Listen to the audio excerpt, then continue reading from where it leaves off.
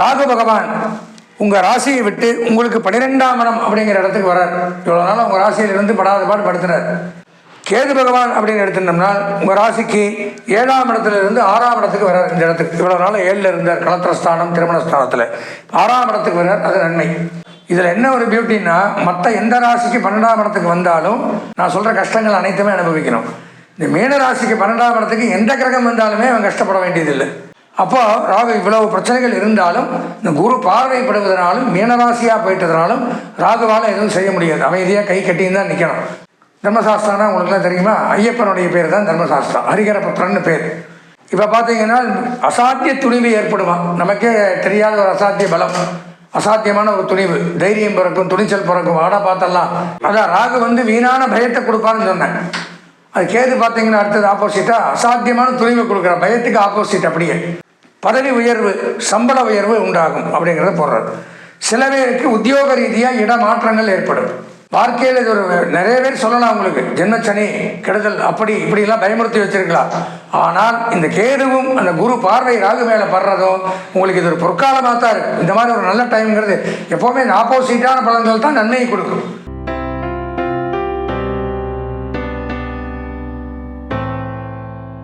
ஹரஹர நம பார்வதி பதஜே, ஹரஹர மகாதேவ. என்னாருடைய சிவனை போற்றி, எந்நாட்டவர்க்கும் இறைவா போற்றி. அன்புர்ந்த எங்களுடைய தொலைக்காட்சி நேயர்களுக்கு உங்களுடைய ஜோதிட ஆச்சாரியர் ஜோதிட குரு சிவஸ்ரீ சரவணமாணிக்க சிவாச்சாரியர், முதல்வர் காஞ்சி காமகோடி பீடம் வேத சிவ ஆகம பாடசாலை சங்கரமடம் காஞ்சிபுரம், அடியனுடைய பணிவான வணக்கங்கள் மற்றும் ஆசீர்வாதங்கள். வருகிற 26/4/2025 ஞாயிற்றுக்கிழமை அன்றைய தினம் மாலை 4:30 மணி அளவிலே ராகு பகவான் மீனம் ராசியிலிருந்து கும்பம் ராசிக்கும், கேது பகவான் கன்னி ராசியிலிருந்து சிம்ம ராசிக்கும் பயிற்சியாகிறார். இந்த ராகு கேது பயிற்சி அப்படிங்கிறது 1.5 வருஷத்துக்கு ஒருக்கா நடக்கும். ஒரு வருடம் 6 மாதங்களுக்கு ஒரு முறை ஒரு ராசியை விட்டு மற்றொரு ராசிக்கு போகும். ராகுவுடைய வேலை அப்படின்னு எடுத்தனால் நரம்புகளுக்கு அதிபதி, வெளிநாடு போகிறக்கு அதிபதி ராகு தான். அதே மாதிரி கெட்ட பழக்கம், பேட் ஹேபிட், ஒருத்தருக்கு ஒரு கெட்ட பழக்கம் உண்டாயிருது, ஏதோ ஒன்று, இப்போது சின்ன மூக்குப்படி போகிறதுன்னு எடுத்துங்க, நிறைய வந்துருச்சு இப்போல்லாம். அதே மாதிரி காதல் திருமணம் பண்ணுறான்னா 7, 8 ராகு இருக்கணும். இப்படியெல்லாம் ராகு எந்த இடத்துல இருக்காரோ அதை வச்சு அவனுடைய பேட் ஹேபிட்ஸு கண்டுபிடிச்சிடலாம். அதே மாதிரி கேது என்ன பண்ணுவார் அப்படின்னு பார்த்தீங்கன்னா ஞானத்தை கொடுப்பார், சன்னியாசத்தை கொடுக்கக்கூடியவர், துறவரம் மூடக்கூடியது, பரதேசம். பரதேசின்னு எல்லா தேசங்களும் சுற்றுறதுக்கு பேர் தான் பரதேசின்னு பேர். அது திட்டத்துக்கு நம்ம யூஸ் பண்ணிக்கிறோம். சாதுக்கள் இவங்களுக்கெல்லாம் பரதேசின்னு பேர், அவங்களுக்கு தான் பேர். அப்போது அந்த மாதிரி ஞானத்தை கொடுக்கக்கூடியவர், துறவரத்தை பற்றி சொல்லக்கூடியவர், இறை வழிபாடு, ஆன்மீகம், தியானம், தவம், ஜபம், யோகம் இதெல்லாம் கொடுக்கக்கூடியவர். இன்னொரு முக்கியமான விஷயம், கேது பகவான் சரியில்லைனால் சட்ட ரீதியான பிரச்சனைகளுக்கு அவர் தான் அதிபதி. நீதிமன்றம் அப்படின்னு ஒருத்தர் கோர்ட்டு கேஸு வம்பு வழக்கில் மாற்றான் அப்படின்னால் கண்டிப்பாக அவனுக்கு கேது சரியில்லைங்கிற பட்சத்தில் இந்த மாதிரி துறையில் அவன் அவஸ்தைப்படணும். லக்னத்தில் கேது இருந்தால் நான் சொன்ன மாதிரி ஆன்மீக துறையில் சாதிக்கலாம். சட்டம், நீதிமன்றம், காவல்துறை, விளையாட்டு, சினிமா, பிரஸ், பத்திரிகை, மீடியா இந்த மாதிரி துறைகளில் சாதிக்கலாம். திருமண வாழ்க்கையில் அது ராகு கேது தோஷம் அப்படிங்கிறதுல வந்துடும். ஏன்னா லக்னத்தில் வந்துச்சுன்னா 7ஆம் இடத்துல ராகு வரும். அப்போ அது சர்ப்ப தோஷம் அப்படின்னு ஆயிரும், ராகு கேது தோஷம், அதுக்கு தடை ஏற்படும். ஆனால் அவனுடைய ப்ரொஃபஷனல் தொழில் உத்தியோகம் அப்படின்னு பார்த்தீங்கன்னா இதை சார்ந்து தான் இருக்கும். அதே மாதிரி ராகு லக்னத்தில் இருந்தாலும் கெட்ட பழக்க வழக்கங்கள் அப்படிங்கிறது கண்டிப்பாக வரும். அவன் கண்டிப்பாக வாழ்க்கையில் ஒரு தடவைனாச்சும் வெளிநாடு, அந்நிய தேசம் போயே தீரணுங்கிறதும் பாக்கியம். யோகத்தை கொடுப்பார், கடல் தாண்டக்கூடிய யோகத்தை கொடுக்கக்கூடியது ராகு பகவான். இவ்வளவு முக்கியத்துவம் வாய்ந்த இந்த ராகுவும் கேதுவும் வருகின்ற 26/4/2025 ஞாயிற்றுக்கிழமை அன்னைக்கு பார்த்தீங்கன்னா ராகு பகவான் மீனம் ராசியிலிருந்து கும்பம் ராசிக்கும், கேது பகவான் கன்னி ராசியிலிருந்தும் சிம்ம ராசிக்கும் போகிறார். அப்படி அவங்க பயிற்சியாகும் பொழுது நம்ம 12 ராசிகளுக்கு அது என்னென்ன நன்மை தீமைகளை செய்ய போகிறது அப்படிங்கிறது தான் நம்ம விரிவாக தெளிவாக இப்போ பார்க்க போகிறோம்.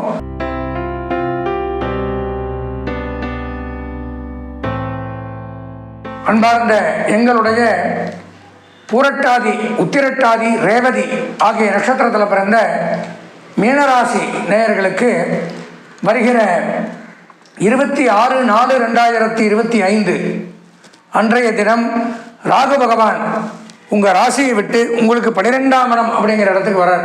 இவ்வளோ நாள் உங்கள் ராசியிலிருந்து படாத பாடு படுத்துறார். ஆனால் உங்கள் ராசிக்கு சனி வந்துடுறார். இப்போது ஜென்மச்சனி அப்படிங்கிறது வருது. ராகு அங்கேருந்து இங்கே வரார், சனி இங்கிருந்து அங்கே போகிறார். 12ஆம் இடத்துல இருந்த சனி இப்போ ஜென்மத்துக்கு உங்கள் ராசிக்கே வந்துட்டார். ஜென்ம சனிங்கிறது நடக்குது. பட் அதே சமயம் ஜென்மத்தில் இருந்த ராகு 12ஆம் இடத்துக்கு வர்றார். கேது பகவான் அப்படின்னு எடுத்துட்டோம்னா உங்கள் ராசிக்கு 7ஆம் இடத்துல இருந்து 6ஆம் இடத்துக்கு வர்றார். இந்த இடத்துக்கு இவ்வளோ நாள் 7ல் இருந்தார், களத்திரஸ்தானம் திருமணஸ்தானத்தில். 6ஆம் இடத்துக்கு வர்றார், அது நன்மை. அப்போ இந்த ராகு கேது பயிற்சி அப்படிங்கிறது தான் பார்க்க போகிறோம். நமக்கு என்ன பண்ண போகுது அப்படிங்கிறத பார்த்தோம்னா ஃபஸ்ட்டு ராகு பகவான். ராகு 12க்கு வர்றதுனால என்ன ஆகுது அப்படின்னு பார்த்தோம்னா வீண் செலவுகள் அதிகரிக்கும். எதிர்பாராத செலவு, பண்ணின செலவே திருப்பி பண்ணி வைப்பார். ஒரு வண்டியில் செயின் கட் ஆகிடுச்சின்னு போவீங்க, நேற்றாக மாற்றின்னு வருவீங்க, மறுநாள் அதே செலவு கடக்குன்னு கட்டாகும். போக நடுவழியில் நிற்கணும். முக்கியமான வேலைக்காக போயின்னு இருக்கும், அது நடுவில் டக்குன்னு கட்டாகி நின்று. ஆனால் நேற்றாண்டா பண்ணோம், மறுபடியும் அதே பிரச்சனையா. பக்கத்தில் மெக்கானிக் ஷாப் இருக்கும், ஆனால் அங்கே ஆள் இருக்காது, வெளியில் போயிருக்காரு, 2 மணி நேரம் ஆகும். இப்படியெல்லாம் நம்மளை அலைச்சல் படுத்தி வேதனைப்படுத்தி சங்கடப்படுத்தக்கூடிய ஒரு நேரம்.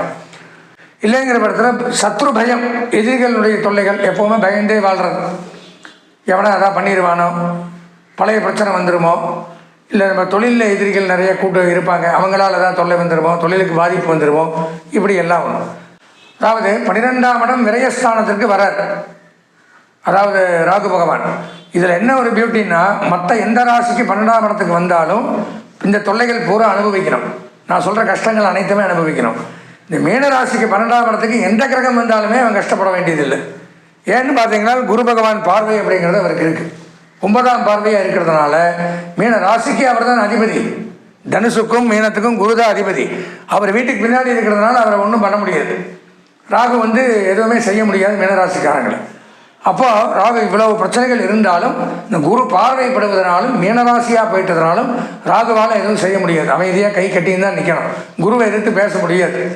அப்படி இருந்தாலும் சில நேரங்களில் சில பிரச்சனைகள் வரலாம். அதற்கு பரிகாரம் அப்படின்னு பார்த்தீங்கன்னா தர்மசாஸ்திரா வழிபாடு. தர்மசாஸ்திரம்னா உங்களுக்குலாம் தெரியுமா? ஐயப்பனுடைய பேர் தான் தர்மசாஸ்திரா, ஹரிகரபுத்திரன்னு பேர். தர்மசாஸ்திராவுக்கு உகந்த தினம் புதன்கிழமை. புதன்கிழமை தோறும் அவருக்கு பிடித்த அந்த துளசி தான் அவருக்கு பிடிக்கும். துளசி பத்திரத்தினால அர்ச்சனை. எல்லார் வீட்லேயும் ஐயப்பன் படம் இருக்குது, படத்துக்கு பண்ணால் போகிறோம், கோயிலுக்கு கூட போக வேண்டாம். புதன்கிழமை தோறும் ஐயப்பனுக்கு 2 விளக்கேற்றி வச்சு இந்த கலபம்னு பேர் சந்தனம், இந்த சந்தன பொட்டை வச்சு அந்த துளசி மாலையை சாத்தி அவருக்கு வழிபாடு பண்ணின்னு வந்தீங்கன்னா இந்த மீனராசிக்கு இன்னும் அதிக நன்மையை கொடுப்பார். குரு பார்க்கறதுனால தர்மசாஸ்திராவுடைய வழிபாடு இது உண்மை. நிறைய பேருக்கு சொல்லியிருக்கேன், நிறையா செஞ்சு நிறையா வளர்ந்துருக்காங்க. நீங்களும் பண்ணி பாருங்கள். ஆனால் எதுக்கோ எவ்வளவோ வெட்டி செலவு பண்ணுறோம், வெட்டியாக நேரத்தை பொழுது கிடைக்கிறோம். நம்மளுடைய தோஷம் விலகிறதுக்காக, நாம் நல்லா இருக்கணுங்கிறதுக்காக ஒரு 2 நிமிஷம் 3 நிமிஷம் செலவு பண்ண மாட்டோமா? மொபைல் எடுக்கிறோம், 1 மணி நேரம் என்ன பார்க்குறதே தெரியாது, யாரோ கலகலன்னு பேசிகிட்டு இருப்பாங்க. 5 மணி நேரம் 6 மணி நேரம்லாம் நோண்டுறவன் இருப்பான். மற்ற வேலை எது இருக்குது, அம்மா அப்பா கூப்பிட்டா கூட காது கேட்காது, சுற்றி என்ன நடக்குதுன்னு கூட தெரியாமல் நிறைய பேர் இருக்காங்க. உதாரணத்துக்கு சொல்கிறேன், அதை பண்ண வேண்டாம்னு சொல்லலை, அதுக்கெல்லாம் நேரத்தை செலவு பண்ணுறோம். நம்ம நன்மைக்காக, நமக்கு நல்லது பண்ணுறோம் அப்படிங்கிறதுக்காக காத்துட்டு இருக்கக்கூடியது தெய்வம். அந்த தெய்வத்துக்கிட்ட போய் ஒரு 10 நிமிஷம் நமக்காக, நம்ம ஃபேமிலிக்காக பிரார்த்தனை செய்ய நம்மளால் முடியாதா? பண்ணினால் இந்த தோஷம் விலகும். இந்த சனிக்கும் அதிபதி தர்மசாஸ்திரா தான். பிரஜாபதேனத்வ தேதான் என்யோ சாஸ்திரா வருவதில். அப்போ ஜென்மச்சனியினுடைய தோஷமும் விலகுது. ராகு மட்டுமல்ல, பெரிய பரிகாரம், ரொம்ப சிறப்பான பலனை தரக்கூடியது. அதனால் அவசியம் பண்ணி பாருங்கள், பார்த்தா ஒரு மாற்றம் தெரியும். எதுவுமே சொன்னால் யாரும் நம்ப மாட்டாங்க, செஞ்சு பார்த்தா தான் அதனுடைய விளைவு தெரியும். ஒரு 5-6 வாரம் பண்ணி பாருங்கள், தானாகவே உங்களுக்கு இருக்கிற பிரச்சனை விலகும். விலகினதுக்கப்புறம் நீங்களே சொல்லுவீங்க, நான் இந்த பதிவை பார்த்தேன், இந்த பதிவில் பார்க்கலாம், இந்த சேனலை பார்க்கலாம், இதில் எல்லாமே உண்மையை தான் சொல்கிறாங்க. நீங்கள் 4 பேரை பார்க்க சொல்லுவீங்க, அவங்களே இந்த பரிகாரம் பண்ண சொல்லுவீங்க. அப்போ அந்த நன்மை அப்படிங்கிறது கண்டிப்பாக உங்களுக்கு தானாக தேடி. இறைவன் அப்படிங்கிறவர் நமக்கு நல்லது பண்ணுறதுக்கு தான் காத்துட்டு இருக்காரு. ஆனால் தட்டுனால் தான் திறக்கப்படும், தட்டுனால் திறக்கப்படும், கேளுங்கள் கொடுக்கப்படும். கேட்டால் தான் கொடுப்பார், தட்டுனா தான் திறப்பார். அப்போ நம்ம போனோம், சுவாமிகிட்ட போய் பிரார்த்தனை பண்ணி எனக்கு இந்த பிரச்சனை இருக்குது, இதை தீர்த்து கொடுப்பான்னு நீங்கள் வேண்டும் பொழுது கண்டிப்பாக அவர் ததாஸ்து அப்படியே ஆகட்டும்னு அனுகிரகம் பண்ணுறார். இதுதான் சாஸ்திரம். அதனால் ராகுவை பற்றி பயப்பட வேண்டியதில்லை. கேது பகவான் மீனராசிக்கு 6ஆம் இடத்துக்கு வரார். இது மீனராசி. இங்கேருந்து இப்படி எண்ணி பார்த்தீங்கன்னா இந்த இடம் 6ஆம் இடம். 6ஆம் இடத்திற்கு வரும் பொழுது நன்மை கூடுதலாக நடக்கும். பாவம் இவ்வளோ நாள் 7ஆம் இடத்திலிருந்து கணவன் மனைவிக்குள்ள பிரச்சனை, கருத்து வேறுபாடுகள், தேவையில்லாத சண்டை சச்சரவுகள், பிரிவு, ஒரு மனோவியாகுலம், சொல்ல முடியாத பிரச்சனை, இதெல்லாம் இருந்தது. இப்போ பார்த்தீங்கன்னா அசாத்திய துணிவு ஏற்படுமா, நமக்கே தெரியாத ஒரு அசாத்திய பலம், அசாத்தியமான ஒரு துணிவு, தைரியம் பிறக்கும், துணிச்சல் பிறக்கும். வாடா பார்த்தலாம் எதாக இருந்தாலும். ராகு என்ன பண்ணுறாரோ அதுக்கு ஆப்போசிட்டாக கேது பண்ணுவார். அசாத்தியமான துணிவு, அதான் ராகு வந்து வீணான பயத்தை கொடுப்பான்னு சொன்னேன். அது கேது பார்த்தீங்கன்னா அடுத்தது ஆப்போசிட்டாக அசாத்தியமான துணிவை கொடுக்குறார். பயத்துக்கு ஆப்போசிட் அப்படியே தைரியத்தை கொடுக்குறார். தொழிலில் பலவிதமான முன்னேற்றங்கள், இப்படிலாம் தான் முன்னேற்றங்கள் கிடையாது. தொழிலில் எப்படி வேணாலும் முன்னேற்றம், தொழிலில் அதீதமான முன்னேற்றம், வளர்ச்சி, இருக்கக்கூடிய வழக்கு வெற்றி. உங்கள் மேலே ஏதாவது கோர்ட்டு கேஸ், வம்பு வழக்கு, நீதிமன்ற பிரச்சனைகள் இதெல்லாம் இருந்திருந்தால் உங்களுக்கு சாதகமாக முடியும். அது என்ன கேஸாக வேணாலும் இருக்கட்டும், கிரிமினலாக இருக்கட்டும், சிவிலாக இருக்கட்டும், வழக்கில் வெற்றி. கேது 6ல் வந்தாச்சுன்னா கண்டிப்பாக வெற்றி தான், தோல்வி கிடையாது. வழக்கில் வெற்றி, மேல் அதிகாரிகளின் ஆதரவு, உதவி அப்படிங்கிறது கிடைக்குமா? பணிபுரியக்கூடிய இடத்துல அல்லது தொழில் பண்ணுற இடத்துல நமக்கு மேலே இருக்கிற போஸ்டில் இருக்கிறவங்க நம்மளை பாராட்டுவாங்க, கூப்பிட்டு நம்மளை கிட்ட வச்சுப்பாங்க, நம்மளை கேட்டு செய்வாங்க. நமக்கு அவங்கள்ட்ட ரொம்ப நெருக்கங்கள் ஏற்படும், அந்யோன்யங்கள் ஏற்படும். அதனால் பலவிதமான அனுகூலங்கள், நன்மைகள் அப்படிங்கிறது உண்டாகுது. பதவி உயர்வு, சம்பள உயர்வு உண்டாகும் அப்படிங்கிறத போடுறது. சில பேருக்கு உத்தியோக ரீதியாக இடமாற்றங்கள் ஏற்படும். சொந்த ஜாதகத்தில் சில பேருக்கு இந்த ராகு கேது எங்கே இருக்காங்கிறத பார்க்கணும். அப்படி பார்க்கும் பொழுது தானே உத்தியோகம் இடமாற்ற வேணும்னு விரும்புகிறவங்க நிறைய பேர் இருக்காங்க. அந்த மாதிரி ஒரு அமைப்பும் இப்போ நடக்கும்.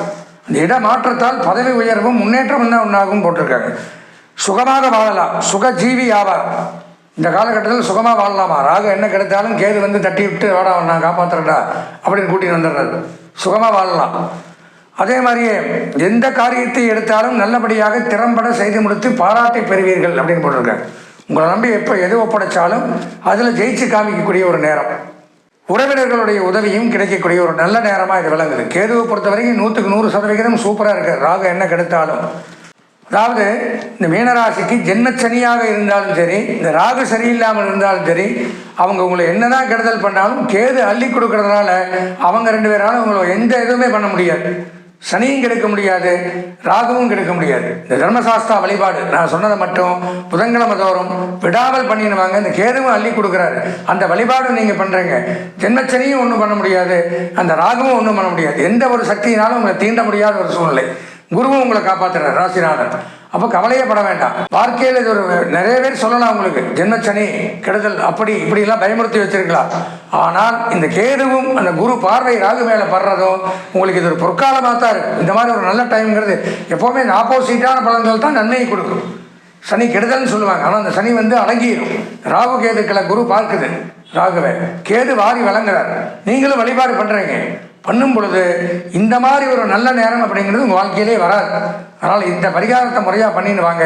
அதுபோக ஒரு முறை உங்கள் சொந்த ஜாதகத்தையும் பார்த்து இந்த பயிற்சி தருவாயில் பார்த்துக்கணும். சனி என்ன பண்ணுறாரு, ராகு கேது என்ன பண்ணுறாங்கன்னு தெளிவாக பார்த்து அதில் என்ன பரிகாரம் இருக்கோ அதையும் பண்ணிட்டீங்கன்னால் இந்த 2.5 வருஷம் உங்களுக்கு பொற்காலம் தான், கவலையப்பட வேண்டாம். எனவே நீண்ட ஆயுளுடன் நிறைந்த ஆரோக்கியத்துடன் வாழணும்னு நானும் சுவாமியை பிரார்த்தனை பண்ணி விடைபெறுகிறேன். நன்றி, வணக்கம்.